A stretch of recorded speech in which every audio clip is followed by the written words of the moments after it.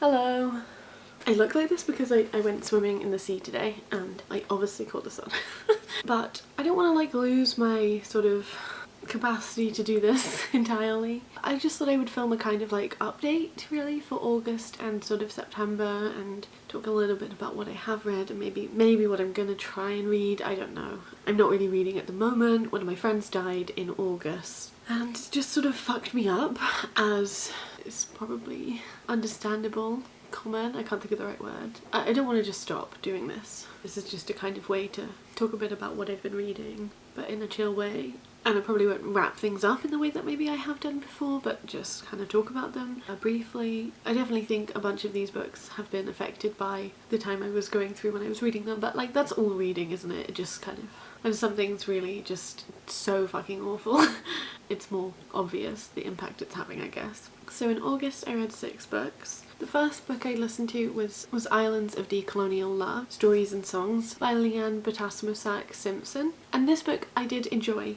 This was sort of before my friend passed away, so I feel like the vibe's a bit different when I think back about the reading experience.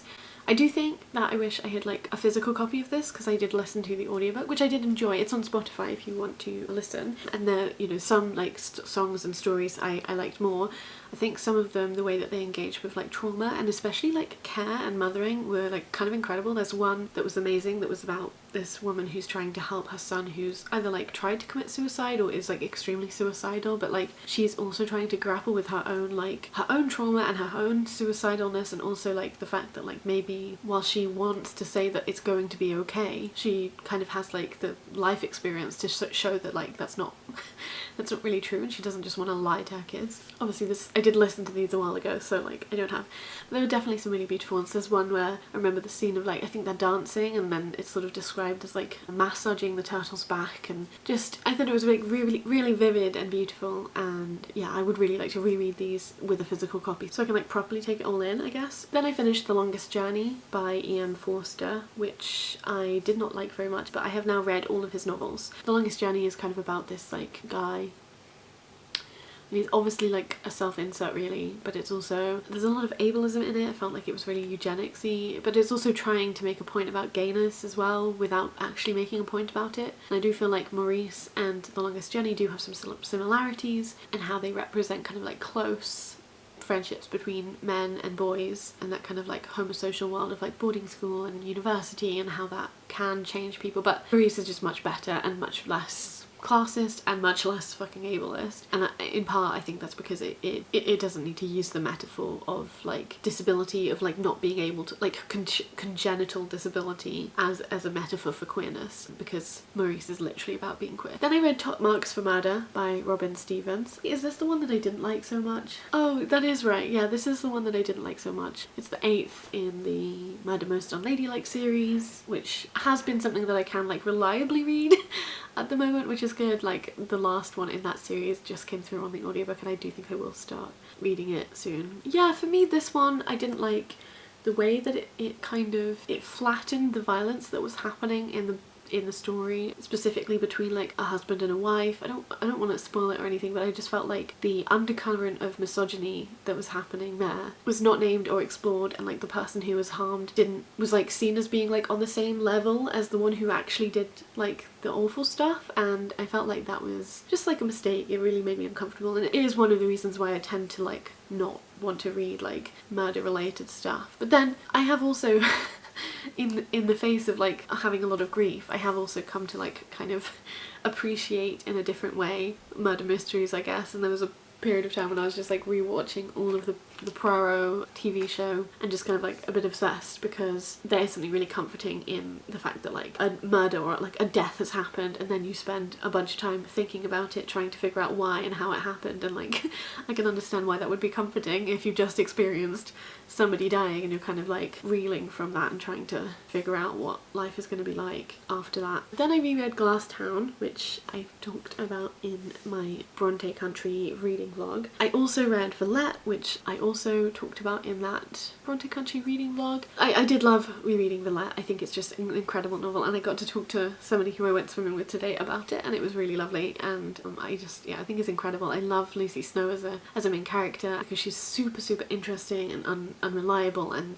there's so much going on about knowledge and spying and surveillance and also, like, honestly, queer theory. There's some scenes in this book that are so interesting in terms of queerness, including like a literal play where Lucy like is literally playing a man character who's trying to vie for the affections of a woman. It's kind of like a really ambivalent and gritty fairy tale because Lucy does have a non-fairy godmother. Lastly, I read Johnny Appleseed by Joshua Whitehead, and I think if I had read this at a different time I would have enjoyed it more. But I also think that actually it's not necessarily a book that I would particularly enjoy, just in the sense, like I like reading about blood, I guess, but like other stuff I'm not really that comfortable reading about, and yeah. And I was listening to this on a train journey back from a funeral, so it wasn't really good, but then, you know, I wanted to listen to something because I didn't want to just like be alone with my thoughts. But yeah, I think like maybe one day I will reread this, but I do think that like it wouldn't be a favourite book for me, and I do think that's okay. Like, I'm not saying it's a bad book, I just think there's quite a lot of violence which I just do find really upsetting and I find really quite hard to read about. I do think some of the writing was really beautiful. I can really understand why people love it and think it's a really great book, but yeah, it's just not something that I enjoyed. That's everything that I read in August. I kind of really want to take part in Shorty September and Sci-Fi September and like maybe the Magical Readathon, and I do really want to read the book for the Queer Futures Sci-Fi Club, that like book club that Amanda is hosting, but I just, you know, I haven't been reading, I haven't been finishing anything. I did get the audiobook from the library of Braiding Sweet Crafts by Robin Wall Kimmerer, which is a book I've wanted to read for ages, and so I am going to try and listen to that. Maybe because it's also kind of like a non-fiction book, it will help in a way, and it is read by her, which is lovely.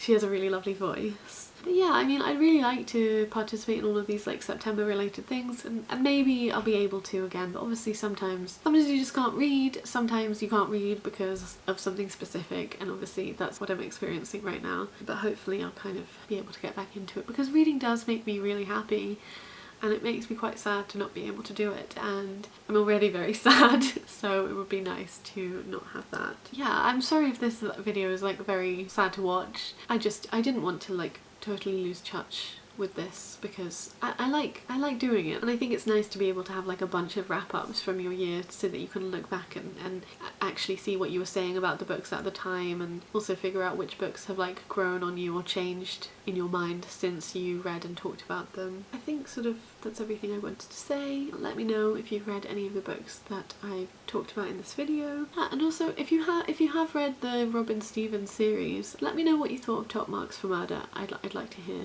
And I will talk to you when I next talk to you. Bye.